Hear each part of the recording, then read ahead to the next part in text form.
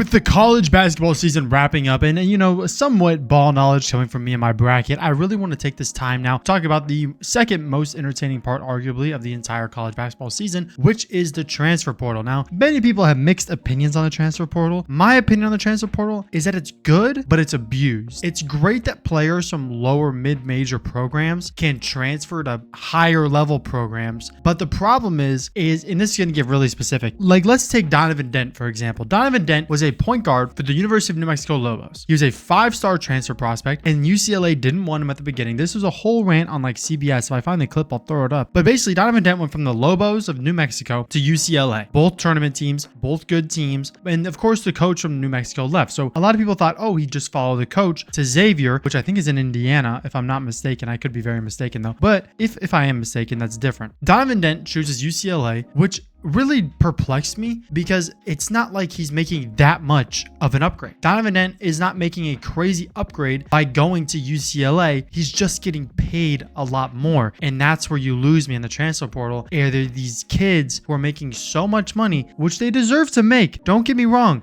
They go to school free. They get paid to play a sport because their brand image likeness, name image likeness, NIL, it is what it is. But the problem is that when they transfer year after year after year, in order to make that money, and then they get extra years due to COVID and injury, they just stack up. It doesn't make sense to me because it's not fair to teams that recruit them. You're buying 1-year rentals, and I'm going to go ahead and give you my fix to the transfer portal right now. My fix to the transfer portal is that teams, after paying for a player, they have to buy a buyout from the other team. So let's use Donovan Dent. Donovan Dent would not only cost X amount in NIL to UCLA, UCLA will also have to pay New Mexico X amount to free Donovan Dent out of that commitment. He made a commitment to New Mexico to play college basketball there. You need to pay the school to get him out of there. Think about it like soccer, the transfer fee and then actually paying the player. You need to pay the school to get their player. You're not just paying the player. The player, any player can enter the transfer portal, anybody. But that doesn't mean that the team shouldn't make anything from finding that player, if that makes sense. I know I'm yapping like crazy, but hear me out. Let me try to break this down so simply for you. Team like New Mexico finds a player. Team like New Mexico turns out that he's a really good player. He then wants to leave New Mexico to go to a bigger conference. Team from a bigger conference wants him. He decides to go there. Shouldn't the team from the bigger conference pay New Mexico for the rights to that player? Does that not make sense? Should we not pay the school where he's coming from to have the rights to that player now? To me, it makes perfect sense. To me, it makes sense. It makes perfect sense. That would make it cost more. That would make NIL harder, or the transfer portal harder for players, because it would require schools to be so committed to a player that you can't just sign whoever you want. I understand that there should be limits placed upon transfer portal rules and how many times you can transfer.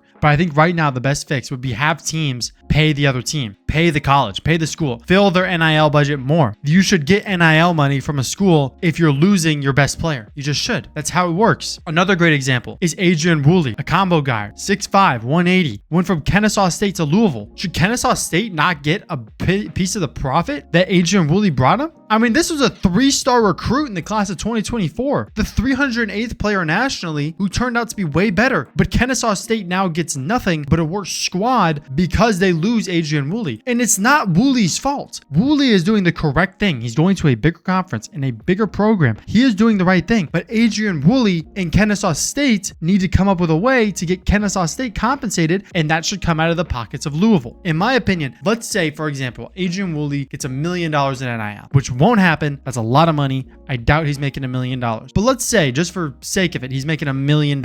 In that case, let's say his buyout then should be $250,000, $500,000. You know what I mean? Half, a quarter of what it is, because that just makes sense. It just makes sense. Or should his buyout be $1 million and then his NIL be $200,000? You know, there's so much I can go into this, but it's a smart way to approach it. Same thing with Bennett Sturts when he went from Drake to Iowa. How can we compensate Drake? Because these mid-major programs are going to get destroyed. If we're not careful about these mid-major programs are going to die so fast, which, as we are seeing this year, is ruining March Madness. It's all one seats and arguably ruining. But let's think about it like this. If the mid-major programs get compensated for the players that they are losing, then it is very, very hard for anybody to make the argument that they can somehow get so much worse if they're getting compensated. If you get compensated, you can spend that money elsewhere. You can attract players, you can sign new coaches, you can upgrade your training rooms, your arena, your everything, and make the program better and more appealing. That's how we keep mid-major programs alive. It's just compensation. If a team wants to transfer that badly, they should be willing to make the payments